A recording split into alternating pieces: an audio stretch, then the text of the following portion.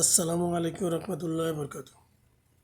দেখেন, আমরা সবাই বলি আমরা মানুষকে ভালোবাসি, দেশকে ভালোবাসি। আসলে মানুষকে আর দেশকে যারা ভালোবাসে, মানুষের এইভাবে ক্ষতি করতে পারে না, আর এইভাবে মানুষ মারতে পারে না। আসলে কেউ দেশকে ভালোবাসে না, কেউ মানুষকে ভালোবাসে না, ভালোবাসে নিজের স্বার্থকে। যে স্বার্থের জন্য দুনিয়া এবং আখেরাত দুটোটা শেষ করেন না। আল্লাহ আমাদেরকে দুনিয়াত পাঠাইছে, আল্লাহ এক না এক আমাদের রিজিকের ব্যবস্থা করে দিব। দুনিয়াত কয়দিন বাচ্চা থাকবো, এগোদিন আমরা যেইভাবেই হোক আমরা চললে পেরে খাইয়া যেতে পারবো।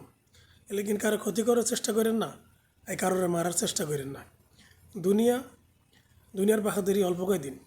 আজকে আপনি সুস্থ আছেন, কালকে যেন আপনি অসুস্থ হয়ে যাবেন কোনো গ্যারান্টি নেই, এক মুহূর্তের ভরসা নেই। এই জন্য নিজেকে নিজে যেমন ভালোবাসেন, এমন আরেকজনকে ভালোবাসার চেষ্টা করেন।